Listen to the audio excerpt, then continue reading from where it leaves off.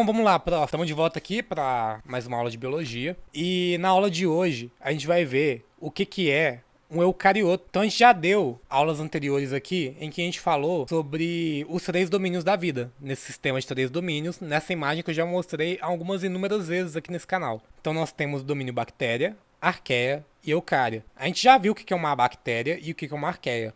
Mas só relembrando, as arqueias elas não são nem bactérias e nem eucarioto, mas elas são um domínio distinto da vida, e esse domínio de arqueias, embora muito parecido morfologicamente com bactérias, se a gente olhar as imagens, parece que a gente está lidando até com o mesmo tipo de ser vivo, mas embora muito parecidas morfologicamente com bactérias, as arqueias elas são diferentes molecularmente das bactérias, e elas são mais próximas dos eucariotos. Só que aí, entrando finalmente no nosso domínio da vida dos eucariotos, vale a gente aqui ressaltar o que é um eucarioto. O que diferencia um eucarioto de um procarioto? Porque arqueias e bactérias elas são procariotos. Agora, e os eucariotos? Então, prof, você deve lembrar daquelas aulas de biologia que a gente tem no ensino médio, no cursinho, em que a gente aprende que a gente tem a célula eucarionte e a gente tem a célula procarionte. Qual que é a diferença entre a célula eucarionte e da célula procarionte? Ah, porque uma é organizada e outra é desorganizada.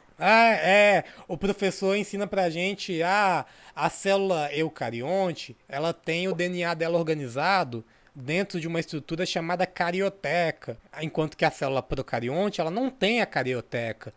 E aí, vale lembrar, esse termo carioteca, ele é um termo antigo, né? Se referindo, é claro, à membrana que recobre o núcleo. Hoje em dia, a gente não utiliza mais esse termo carioteca. A gente utiliza envelope nuclear ou membrana nuclear, que é a membrana que recobre o núcleo das células eucariontes. E aí, é claro, esse negócio está ligeiramente correto. Realmente, se a gente olhar para uma célula procarionte, ela não tem uma membrana nuclear, ela não tem o que a gente chama de carioteca. Enquanto que a célula eucarionte, todas elas possuem essa membrana nuclear. Só que aí eu falei também, lá nas primeiras aulas de biologia, quando a gente determinou o que era uma célula eucarionte do que era uma célula procarionte, que a célula eucarionte, diferente da célula procarionte, ela tem o que a gente chama, o que a gente chamou naquela aula, de membranas internas que delimitam seus conteúdos citoplasmáticos. É claro, a gente está se referindo principalmente à membrana nuclear, né, que é uma membrana dentro da célula, né, interna, que delimita o conteúdo que há dentro do núcleo do conteúdo que há fora do núcleo. Só que também há um outro sistema de membranas, que a gente chama de sistema de endomembranas, ou seja, né, as membranas, todas as membranas internas que existem dentro de uma célula eucarionte. Então aqui a gente tem uma imagem de um núcleo, e se você perceber aqui muito aproximadamente, esse núcleo que a gente chama de núcleo interfásico, né, que é o núcleo redondinho que a gente está acostumado a ver em ilustrações, ele é contínuo a um sistema de membranas. E aí, se você lembrar das suas aulas de biologia do ensino médio, você vai lembrar que, enquanto que essa parte aqui a gente chama de membrana nuclear, aqui a gente chama de retículo endoplasmático rugoso, e esse retículo endoplasmático rugoso, que é contínuo ao núcleo, ele também é contínuo ao retículo endoplasmático liso. E aí a gente também tem, dentro do sistema de endomembranas, o que a gente chama também de complexo de Golgi. Então são todas essas organelas que são contínuas ao núcleo ou que se comunicam entre si, o que a gente chama de sistema de endomembranas. Então, mais uma vez lembrando, é a membrana nuclear, o retículo endoplasmático, o complexo de Golgi e todas as vesículas que fazem comunicação entre retículo endoplasmático e complexo de Golgi e membrana celular, considerando, né, todas aquelas vesículas fagossomo, o lisossomo também, pinossomo, exossomo, todas essas vesículas elas também estão contidas nesse negócio que a gente chama de sistema de endomembranas. Alguns autores eles vão dizer que o sistema de endomembranas, dentro dele está contido também as mitocôndrias e os cloroplastos. O que, se a gente olhar assim numa análise evolutiva, é um negócio que não faz tanto sentido. Se você parar para pensar, a mitocôndria ela deriva de endossimbiose, enquanto que o sistema de endomembranas, incluindo o núcleo, ele é uma especialização que surgiu na história evolutiva da própria membrana da célula, né? A própria membrana da célula ela sofreu uma invaginação, ou seja, uma dobra para dentro, e essa membrana ela começou a recobrir o material genético da célula, formando o que a gente chama de núcleo. Então, evolutivamente, considerar a mitocôndria e o cloroplasto como parte do sistema de endomembranas não faz muito sentido. Agora, quando a gente pensa na questão funcional, até que faz um pouco de sentido sim, porque as mitocôndrias elas se relacionam muito intimamente com o retículo endoplasmático durante a produção de alguns componentes, como proteínas e também lipídios, principalmente proteínas endereçadas para interagir com a membrana da mitocôndria. Por que eu estou falando de sistema de membranas ainda? Porque a gente definiu naquela aula anterior que a célula eucarionte, ela é a célula que possui essas membranas internas que delimitam seus conteúdos citoplasmáticos. Então, se a gente olhar para a célula eucarionte e para a célula procarionte, a gente, é claro, vai dizer que as duas possuem um material genético, e esse material genético ele está organizado em um núcleo. Para a célula procarionte, a gente geralmente chama esse núcleo de nucleóide, né, que é um núcleo desorganizado. Agora, para a célula eucarionte, a gente chama esse núcleo de núcleo interfásico, que é essa coisa redondinha, recoberta pela chamada, antigamente, carioteca. A gente tem aqui imagens, né, um diagrama desse núcleo interfásico, e aqui a gente tem uma microscopia eletrônica de uma bactéria, demonstrando que realmente não há núcleo dentro dela, o DNA ele está espalhado no citoplasma inteiro.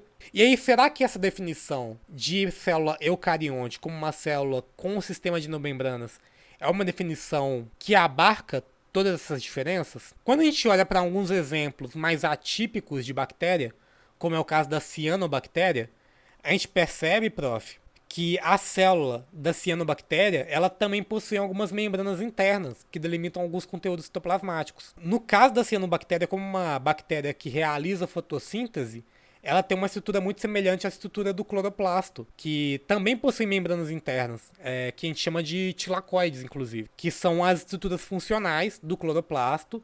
No caso da cianobactéria, ela tem essas membranas funcionais muito parecidas com os tilacoides, que realizam fotossíntese. Então, esse cloroplasto, professor, tem a ver com a cor verde também? Alguma coisa assim?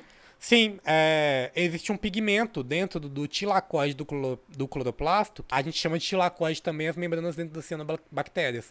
O tilacoide ele possui um pigmento chamado clorofila, que é o pigmento responsável pela cor verde das plantas.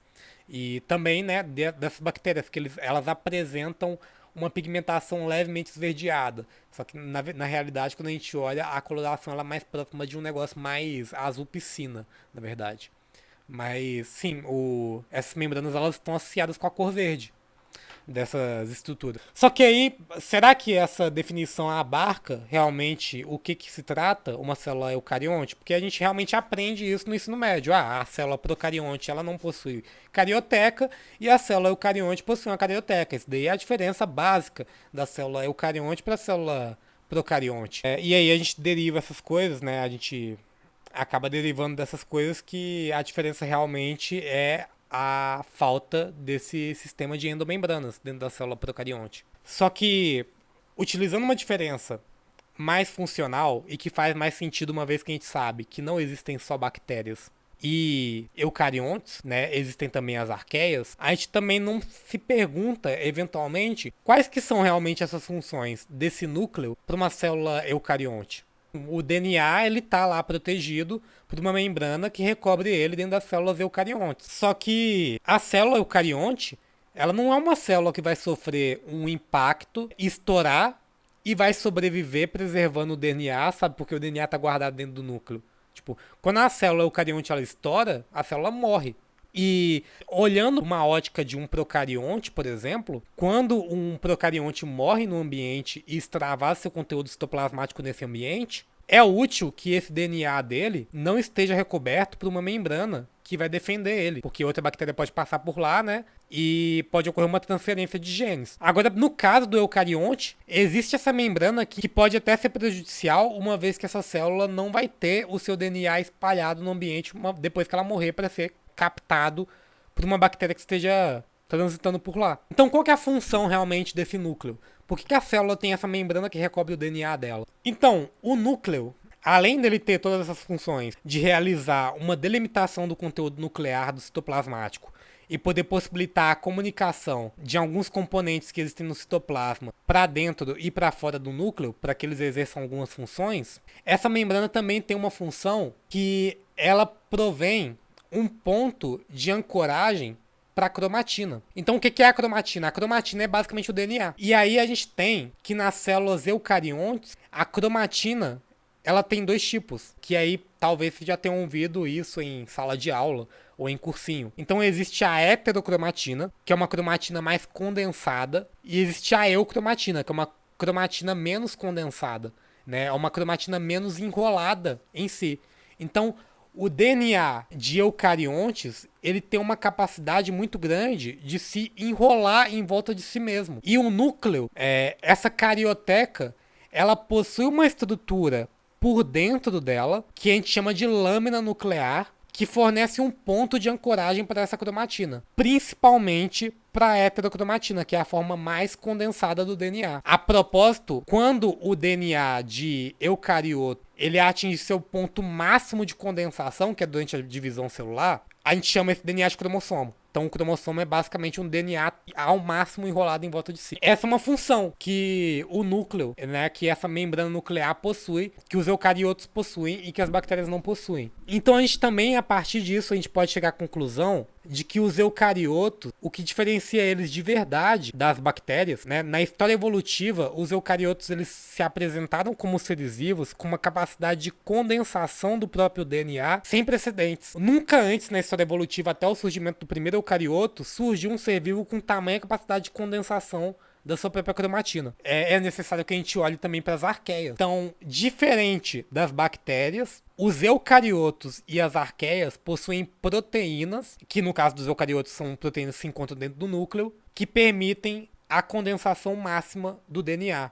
E o nome dessas proteínas são histonas. Então, na figura aqui, a gente está vendo um DNA enrolado. E esse DNA, ele se enrola em volta das proteínas chamadas histonas. E essas histonas, elas estão presentes tanto em eucariotos quanto em arqueias. É por esse e outros motivos. Inclusive, a gente tem uma aula aqui no canal explicando o que é uma arqueia. Mas é por esse e outros motivos que a gente diz que as arqueias são mais próximas de eucariotos do que de bactérias. Então, ambos têm proteínas histônicas que permitem a condensação do DNA, sendo que os eucariotos são seres vivos com uma capacidade de condensação dessa cromatina muito mais alta. Talvez essa seja a característica que mais diferencia a célula eucarionte da célula procarionte. Talvez não exatamente a presença dessas membranas internas. É claro que respondendo uma questão num vestibular ou na sua prova de biologia, você vai dizer, carioteca. Mas essa carioteca, ela tem uma função. E a função dela é permitir a condensação maior da cromatina. Tanto que a carioteca, a membrana nuclear, ela fornece pontos de ancoragem da cromatina quando ela está mais condensada. Ou seja, a heterocromatina. E é isso, prof. Uma duvidazinha de aluno. Fala aí. Esse grau de parentesco dessas duas entidades vivas aí se dá por conta de avanço da biologia molecular mesmo? Então, sim. Antigamente, né, quando descobertas as arqueias, as pessoas achavam se tratar de bactérias. Porque elas são realmente muito parecidas com bactérias. Só que avanços da biologia molecular nos mostram que eles têm características, várias características, que inclusive estão na aula lá sobre arqueias, que a gente consegue utilizar e mapear e perceber que essas apomorfias das arqueias, elas são compartilhadas mais, né, tem mais apomorfias compartilhadas entre arqueias e eucariotos do que há entre arqueias e bactérias. Sem falar, é claro, também nas análises de sequência de DNA mesmo, que demonstram que realmente o DNA das arqueias é mais semelhante ao DNA dos eucariotos do que das bactérias. Então, interessante. Inclusive, esse ponto aí que a gente mencionou, as arqueias têm histonas, tem proteínas histônicas, e os eucariotos também. Quem não tem histona, bactéria. E consequentemente, o DNA da bactéria é o nucleóide que está espalhado e descondensado no citoplasma todo, não dentro de um núcleo. Interessante. É isso, a gente introduziu aqui então o que é um eucarioto, porque a gente já estudou o que são arqueias, o que são bactérias, e aí nas próximas aulas a gente vai ver quais são esses eucariotos, né? E aí vocês já devem saber que a gente vai passar para a aula de protozoários. Vamos começar falando de protozoários, que são o primeiro exemplo de eucarioto que a gente vai ver. É isso, próximo, vamos ficando por aqui. Vamos ficando por aqui. Gostaria de fazer um apelo, pessoal, aí, por favor. Eu sei que esse vídeo tem muito menos engajamento que os vídeos de fofoca. Então, vamos fazer um esforço, tipo, de mandar pelo menos para aquele amigo seu que está estudando para o Enem, que está na escola. Eu vou mandar para uns alunos meus aqui, porque ficou uma aula muito boa mesmo. E vamos fazer o trabalho do professor Iago seja reconhecido aqui nessa plataforma. Exatamente. A gente sempre tenta fazer isso daqui nessa plataforma. A gente fala muito de fofoca. é, Sim. de treta, e aí a gente chama a atenção pra esse tipo de conteúdo também, que não é um conteúdo que engaja tanto, mas é um conteúdo que no mínimo você pode dizer que foi legal de aprender. Agora você já É, não, com sabe. certeza. Agora, todo mundo que assistiu essa aula, agora vocês já sabem diferenciar um procarioto de um eucarioto. Sabem exatamente o que é um eucarioto. Sim, sim. Tenho que confessar que tem momento da live que, nossa, minha cabeça ferveu aqui. É difícil. Ainda bem que tem você para digerir isso pra gente aqui de uma forma mais simples mesmo. Pois é. Então deixe seu comentário de engajamento aí para você apoiar também esse esforço de fazer vídeos também de biologia. A minoria do nosso público gosta do conteúdo de biologia, pelo que a gente tem percebido. Só que a gente faz esse conteúdo para essa minoria mesmo, né, que gosta do Sim, sim, para todo conteúdo. mundo. Sim. Então deixe seu comentário de engajamento aí para a gente impulsionar mais os vídeos que tratam desse tipo de temática. Não só fica nos vídeos de treta. é, Sim, de, sim. de internet e política. E a gente vai ficando por aqui então. Se inscreva, dê seu like, mais uma vez comentário de engajamento. E obrigado pela atenção também, professor, por estar aqui também Muito presente obrigado. nesta aula de Obrigado a biologia. você. E até mais, gente. Falou. Até mais. Falou.